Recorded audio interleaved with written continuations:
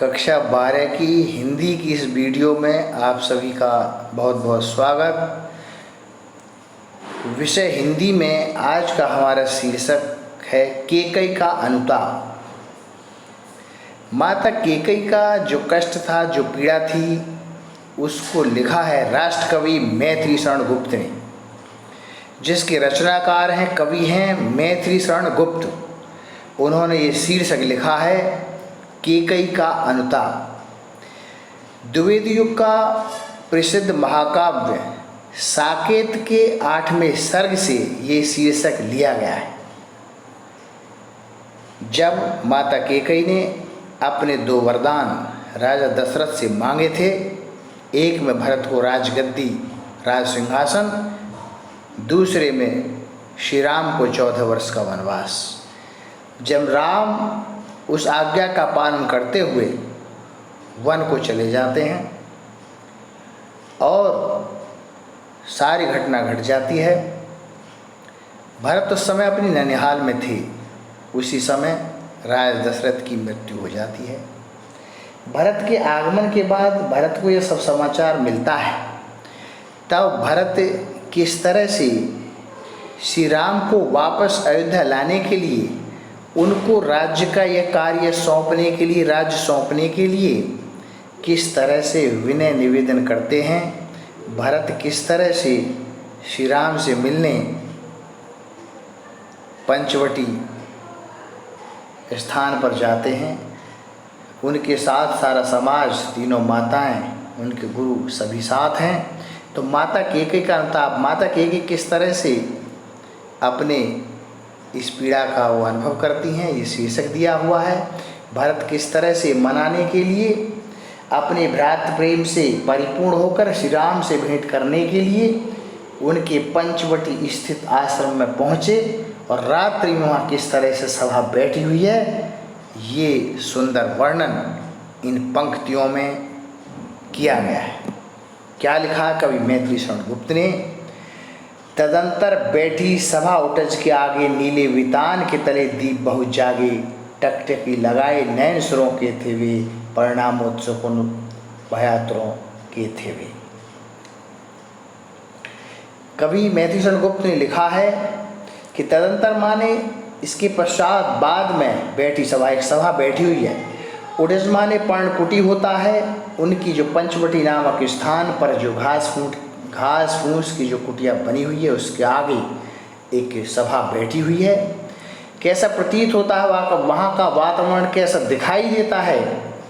नीले वितान के तले दीप बहुत जागे। जैसे नीले वितान माने तंबू है, कोई चंदोवा है, घेरा है, उसके नीचे दीप माने दीपक बहुत जागे, बहुत से दीपक जल रहे हो, अर्थात आकाश में इस तरह के तारे खिले हुए हैं और शांत नीला आकाश वहाँ देखा जाता है। उस आकाश में बहुत से तारे खिले हुए हैं जो दीपक के समान जगमगाते हुए प्रतीत होते हैं, ऐसे दिखाई देते हैं। टकटकी लगाए नैन सुरों के थे वे, परिणामोत्सुक भयातुरों के थे। और टकटकी लगाए अर्थात दृष्टि गढ़ा करके देखना, एक दृष्टि से देखना। नैन माने अपने नेत्रों को इस तरह से लगा करके देख रहे थे। कौन? सुरों के थे। आकाश में सारे देवता अपनी दृष्टि को गड़ाए हुए थे, वो वहाँ देख रहे थे। परिणाम उत्सुक उन भयातुरों के थे। परिणाम उत्सुक, परिणाम के लिए उत्सुक थे, उस परिणाम के लिए व्याकुल थे। भय से बहुत व्याकुल थे वो। कहीं श्री राम कोई गंभीर निर्णय न लेने, भरत के पहुंचने पर और कुछ समझ कर के वो गंभीर निर्णय न लें, इससे सारे देवता भय से व्याकुल थे। उत्फुल्ल करौंदी कुंज वायु रह रह कर, करती थी सबको पुलक पूर्ण महमय कर, वह चंद्रलोक था कहाँ चांदनी वैसी, प्रभु बोले गिरा गंभीर नलिनी ऐसी। और करती थी लिखा हुआ है कि प्रफुल्ल करौंदी कुंज वायु रह कर। प्रफुल्ल माने आनंदित कर रही थी, करौंदी माने करौंदे के जो कुंज माने बगीचे थे, वायु रह रह करके उनसे वायु रुक रुक करके बह रही थी, अर्थात सभी को आनंदित कर रही थी। करती थी सबको पुलक पूर्ण महम कर, सभी को आनंद करने के साथ साथ पुलक पूर्ण माने पुलकित करती थी, महम करके माने अपनी सुगंधित महक से सभी को आनंद कर रही थी। वह चंद्रलोक था, कहाँ चांदनी वैसी, प्रभु बोले गिरा गंभीर निरंजन ऐसी। चंद्रलोक जैसे वो चंद्रमा का लोक है, इस तरह से स्वच्छ आकाश में चांदनी फैली हुई थी। और प्रभु माने श्री राम, गिरा माने वाणी है अपने गंभीर, नीर निधि माने समुद्र जैसी, अपनी ऐसी गंभीर वाणी जो समुद्र के समान थी, उससे इस तरह से अपनी बात को रखते हैं। वो कहते हैं, हे भरत भद्र अब कहो अभिषित अपना, सब सजग हो गए भंग हुआ जो सब। श्री राम भरत से कहते हैं कि हे भरत भद्र, हे श्रेष्ठ भाई भरत, अब कहो अभिषित माने अभीष्ट अर्थात इच्छित अपना, अपनी इच्छा कहिए, अपनी अभिषित माने जो इच्छाएं हैं उनको कहिए, सब सजग हो गए भंगा जो सपना। ऐसे गंभीर वाणी श्री राम की सुनकर के सभी जागरूक हो जाए, सजग माने जागरूक होना, जागरूक हो जाते हैं। ऐसा प्रतीत हो रहा था, भंग हुआ जो सपना, जैसे कोई स्वप्न टूट गया और स्वप्न में कुछ देख रहे हो, सुन रहे हो। तो हे आर्य रहा क्या भरत अभिषित अब भी, मिल गया अकंटक राज से जब तक भी। भरत उत्तर देते हैं, आर्य अर्थात बड़े भाई आर्य, भरत अभिषित, भरत के लिए अभिषित माने अभीष्ट इच्छित, अब भी, अब भरत के लिए क्या इच्छा है, क्या अभीष्ट है, क्या शेष बचा है, मिल गया अकंटक राज से जब भी। अकंटक माने बिना किसी बाधा के, बिना किसी रुकावट के, उसे तो राज्य मिल गया है, अब उसकी कोई इच्छा शेष नहीं है। आगे क्या कहते हैं भरत कि पाया तुमने तरुण तले अरण्य बसेरा, रह गया अभिषित से तथापि क्या मेरा। वो कह रहे हैं कि मुझे जो कष्ट हो रहा था, कि पाया माने आपने प्राप्त कर लिया है, तरु माने वृक्ष के तले माने नीचे, अरण्य माने इस वन में, बसेरा माने निवास, इस वन में आपने वृक्ष के नीचे अपना निवास बना लिया है। रह गया अभिषित से तथापि क्या मेरा, क्या रह जाता है, अभिषित माने इच्छित है, शेष तथापि फिर भी मेरे लिए क्या अभीष्ट है, इच्छित है, अर्थात मेरे लिए कुछ नहीं है। तनु तड़प तड़प कर तप ताप ने त्यागा, तनु तड़प तड़प तप तात ने त्यागा, क्या रहा अभिष्ट और तप क्या। वो सूचना देते हैं श्री राम को, तनु माने अपना शरीर, तड़प तड़प करके, पीड़ित होकर के, परेशान होकर के, तप्त माने पीड़ित, तात माने पिता ने परेशान होकर के अपने शरीर को त्याग दिया था। क्या रहा अभिषित तथापि अभागे, इस अभागे के लिए, इस भागहीन के लिए क्या रह जाता है, अर्थात इस संसार में कुछ भी शेष नहीं। वो कहते हैं कि हाँ, इसी आयस के हेतु जन्म था मेरा, निज जननी के हाथ हनन था मेरा।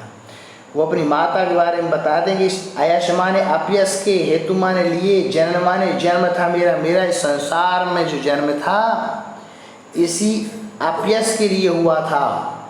कह रहे हैं किसी आयस माने अपयस के, हेतु माने लिए, जन्म माने जन्म था मेरा, जन्म इस संसार में इसी अपयस के लिए था। निज जननी के हाथ हनन था मेरा, निज जननी अपनी माता ही के हाथ, और हनन माने जो मरण था, जो इस तरह का अपमान था, वो स्वयं माता के द्वारा ही होना निश्चित था। अब कौन अभिषित और आर्य किसका, कौन अभिषित माने इच्छित है, आर्य माने भाई किसके लिए क्या इच्छित है, अर्थात मेरे लिए कुछ भी अभीष्ट नहीं है, इच्छित नहीं है, कोई इच्छा शेष नहीं रह गई है। संसार नष्ट है, भ्रष्ट हुआ घर जिसका, मुझसे मैं नहीं आया स्वयं मुँह फेरा है। वो कहते हैं कि संसार नष्ट, मुझे ऐसा प्रतीत होता है, ऐसा दिखाई देता है, मुझे ऐसा मालूम पड़ता है कि सारा संसार ही मेरे लिए समाप्त हो गया है। भ्रष्ट हुआ घर जिसका, जिसका पूरा घर ही समाप्त हो गया हो, परिवार टूट गया हो, उसके लिए संसार में कुछ नहीं बचा है। मुझसे मैंने आज स्वयं मुँह फेर लिया है, मुझे अपने आप से, स्वयं से इस तरह की घृणा है, मैंने अपने आप से ही, अपने स्वयं से घृणा, अर्थात ऐसा प्रतीत होता है कि स्वयं मुँह फेर लिया, अपने आप से मुझे स्वयं घृणा है। हे यार ये बता दो तुम ही अभिषित मेरा।